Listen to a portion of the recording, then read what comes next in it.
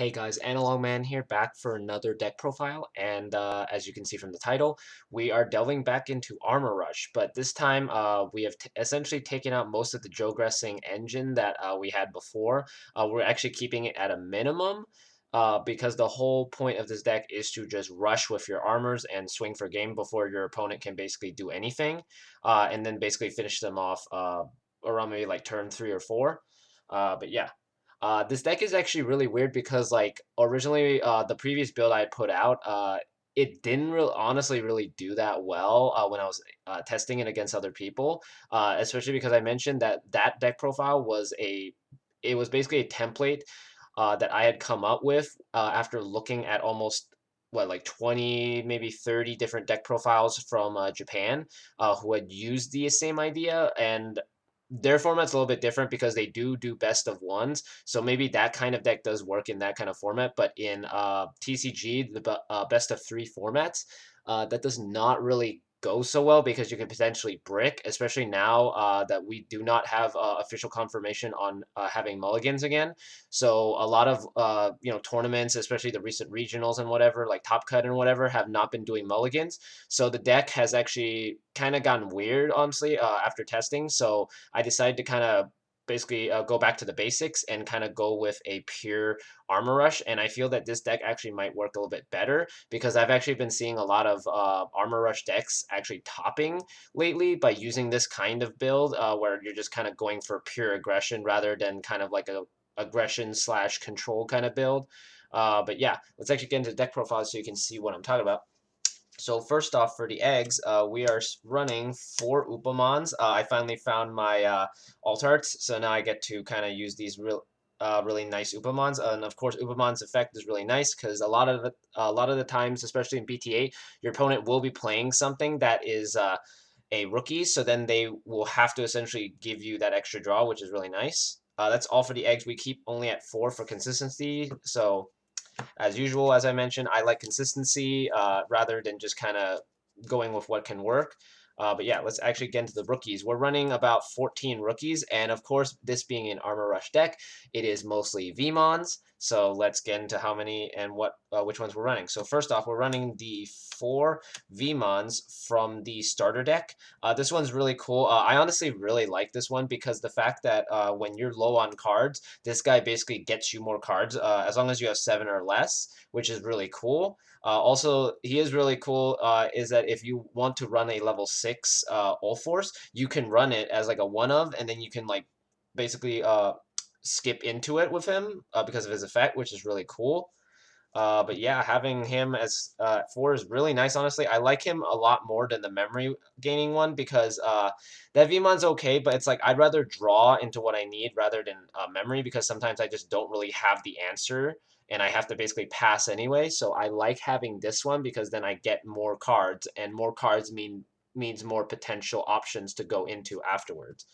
Then we're running, of course, 4 jamming Vmons because jamming Vmon is really good in this deck, especially if you combo it with Fire Rocket, where you armor purge and then you continue the check with this guy. You're basically guaranteed to be safe unless it's an option card that kills it. But aside from that, you're basically fine because you're guaranteed the 2 checks.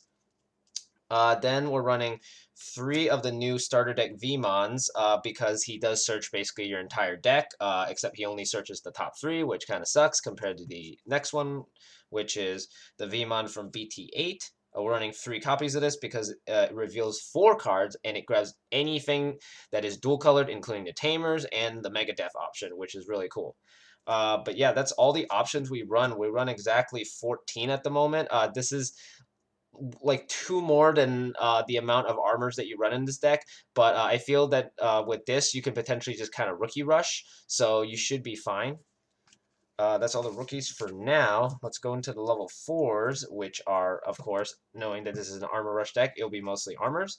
We're running, of course, 4 Flame Dramons. Flame Dramon's really cool.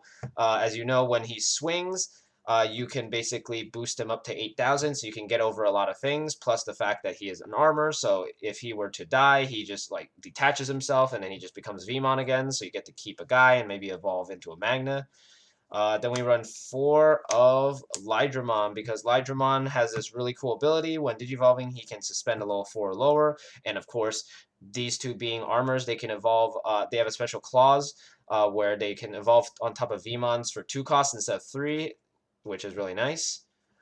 Then for the last of the armors, we're running 4 Magnamons, because Magnamon is your badass blocker of the deck, plus the fact that he can boost himself, and he can reduce his cost from 4 to 3. And of course, as you can see, I have a full set of alt arts finally, and it is amazing. He is really cool and really clutch sometimes, especially with his unsuspending effect. For those that don't know, when digivolving, he will unsuspend, and with that, you could potentially swing for a game with him, which is really nice. And then the last level 4 we're running is just 1 Kumamon. I might end up putting this to 2 because this guy has actually come in clutch because of his when Digivong effect. But I have 1 in here basically just to finish off the game, like Kuma for game basically. And that's basically all the level 4s we run for the deck. We run exactly 13 because we basically just want to see armors and or basically other things that are free type. So really nice. For level 5s, we don't really run that many. We only run 2. We run the 2 Chimeramons because Chimeramon, honestly, I've been testing this in Powdramon a lot, and Powdramon is really nice, but the fact that he requires a blue and green, I mean, he is amazing. He's really powerful, and a lot of builds do run him, but I like Chimeramon because he's a little bit more generic, and with how many armors you're running, you're guaranteed to basically have the 4 colors no matter what. So you basically get to minus 4,000, and you get to swing for another time for 12,000, which is really cool. Plus, potentially getting some board removal is really nice. But yeah, that's all the level 5s we run. Kamaramon's really solid, so I honestly prefer him at the moment. So for the rest of the deck, it's mainly options and tamers, so let's get into the options first. We're running the 3 Hammer Sparks because Hammer Spark is still busted to this day. The fact that you can just get 1 free memory, and the fact that when they hit insecurity, you get 2 memory. 1 Ice Wall because it's basically another Hammer Spark, but it lets you stall your opponent. We're running 3 Fire Rockets because, of course, this being an armor deck, you want to just check as much as possible. Plus, its security effect is actually really good against Black War Greymon because most of the time their Black War Greymon will be a blocker, so when they swing in, this will basically delete it immediately, which is cool. Then we're running 2 Plasma Shots. This card is still honestly one of my all-time favorite removal cards in this deck because the fact is not only do you get the 4,000, but if you already have like a huge grave of just armors, you basically just do that and you get to do an additional like 4 to 5,000 minus, and you basically can kill almost anything most of the time. And then we're running 2 more, or we're running 2 armor textures. I honestly want to run more because of its security effect where you can just play a Vmon, and a lot of the times in this that you will have a Vmon or 2 in your hand, so them hitting into this is really nice. But aside from that, the fact that you can just switch armors and untap it at the same time can potentially get you games and stuff, so really cool. And then the last option we're running is the 2 Megadeths. Megadeth is kind of weird to resolve because it requires both a blue and a green, but sometimes you can resolve it as long as you have Lydramon on the field, plus the fact that it just bounces something for 5 costs is really nice. But that's all the options we run. We run 4, 7, 9, 10, 11, 12, 13 options. I feel like, as I said, I do want to kind of bump up armor texture because it's really nice, but that would require possibly taking this out or possibly reducing down Fire Rocket to maybe 2. But aside from that, this feels pretty good so far. For the Tamers, we're running 2 Davises. I had this at 3, but the problem with Davis is that he searches a blue and a green, and we don't really have that many greens in the deck, so it actually makes more sense to run him at a lower number because that way he can just grab a blue for us, and that's about it.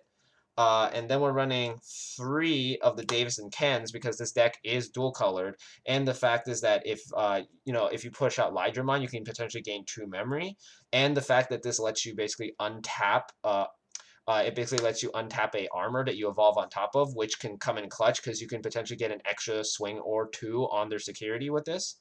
And then for the last 3 cards of the deck, we're running 3 Digimon Emperors. This is a really tech option. Like, I saw some people actually running Digimon Emperor, and I was like, why are they doing this? But it makes sense because it forces your opponent, especially Yellow Hybrid, to keep their guy in raising, because if they do it, they're passing you back with like a ton of memory. Because what this does on your opponent's turn is that when they push out a level 3, it basically gives they lose 2 memory. Basically they lose 2 memory, which is really bad for them, because against like yellow hybrid and black and red, or a black or Greymon or any other deck, losing 2 memory is really harsh, because then essentially you're just passing it over to their turn unless you already have like 5 or 6. So it's really busted how this works. Plus the fact is that on any turn, if any of your opponent's level 5 or lowers dies, like say Chimeramon swings into it, you get to tap this and draw a card. So this guy is essentially a deterrent card, plus he helps you draw a little bit more, which is like how I built this deck, because I want to draw as many cards as possible, and it makes sense to run more of this because it's just so good in helping you draw. But yeah, this is the template that I've basically gotten to at this point after a bit of testing to try and figure out what could be the exactly best build, because Armor Rush does have a lot of issues against Yellow Hybrid. It has issues against Imperial if they get their stack faster than you. They do have a issue also with Beelstar, but not as bad. But like Beelstar is like one of its best counters at this moment, but it can still win games against it. Um, and then X Antibody is actually one of, I would honestly say, probably one of the hardest matchups, because of how much memory manipulation they can do. Then there's also what else is in the meta at the moment? Actually, not that much now that I think about it. Aside from other Armor Rush decks. In a mirror match, I've never actually encountered a mirror match, because not that many people in my locals play it. But with Armor Rush, it's kind of weird, because it's just basically whoever gets. It's the same thing as like an Imperial, basically matchup. It's just whoever gets their pieces faster. Same with any mirror match, it's always just going to be who's going to get their pieces faster, especially in an aggressive deck like this. It's like having 2 Rookie Rush decks kind of fight each other and hoping that they draw all their parts in time. But yeah, that's the deck profile. Let me know what you thought of it, and I highly recommend trying this deck out, so that way you can see if you like this deck and maybe invest in it. I haven't fully invested in it aside from the Magnamons, and I've had these eggs since like forever, so it didn't really cost me that much. This is actually a very budget friendly deck, because a lot of the stuff in the deck, you can get it for pretty cheap. Especially people were predicting Chimeramon was gonna be really expensive, but my locals pulled a ton of this, so we don't really have an issue with Chimeramon or getting Chimeramons for some reason. Same with all the armors. The armors are actually really cheap. The only thing in this deck that honestly will be expensive will be these Davises and possibly the jamming Vmons. But aside from that, everything else is almost dirt cheap. So Armor Rush is kind of a also kind of cheap tier 1 or tier 2 tier 1.5 deck alongside maybe Imperial, because they both basically focus on early aggression and kind of like swarming the board and going as fast as possible. So it just depends on what you like. Do you want to do jogressing or do you want to do armor? Personally, I honestly really love jogressing, but I honestly love the armors more, especially because I like Magnamon way more than Imperial Dramon, which is why I don't really like using those cards as much. Like, they are really powerful, but I'd rather play Magnamon than those. So it's just a personal preference if you decide to try this deck. But anyway, thanks for watching, and let me know what you thought, and I'll see you guys next time. Peace out.